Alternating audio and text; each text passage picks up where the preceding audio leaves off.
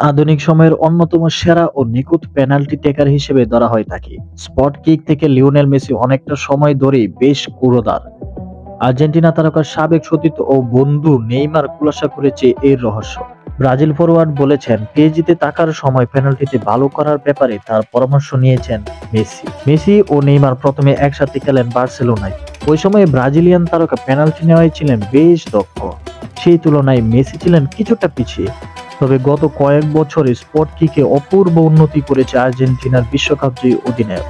আর এই সময়ে 2 বছর আবার পিএসজিতে দুইজন খেলেছেন একসাথে। পটফা চ্যানেলকে দেওয়া এক সাক্ষাৎকারে নেইমার জানিয়েছেন, মেসিকে পেনাল্টি টোটকা বাতলে দিয়েছেন তিনি। আমি মেসিকে ভালো পেনাল্টি নিতে সহায়তা করেছি। একদিন আমরা অনুশীলনে ছিলাম, তিনি আমাকে জিজ্ঞেস করলেন, তুমি এত ভালো পেনাল্টি কিভাবে নাও? আমি মনে মনে বললাম, আপনি কি পাগল? আপনি মেসি, তাই আমি যদি এটা করতে পারি তাহলে আপনিও পারবেন।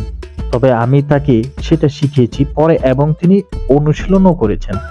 বিশ্বকাপে তিনি এই কৌশল কাজে লাগিয়ে অনেক গোল করেছিলেন। মাত্র একবারই তিনি শট নেওয়ার সময় গোলরক্ষকের দিকে তাকাতে পারেননি, আর সেটাই তিনি মিস করেছেন।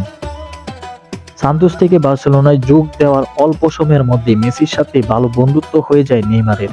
আগে পরে অনেকবার বলেছেন, মেসি তার আইডল, আর তার কারণেই পাড়ি দিয়েছিলেন বার্সায়।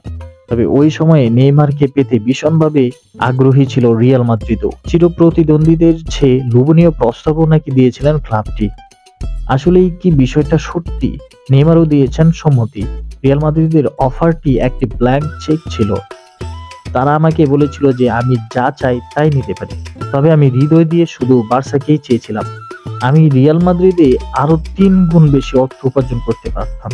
ফ্লোরেন্তিনো সব সময় আমাকে পছন্দ করতেন।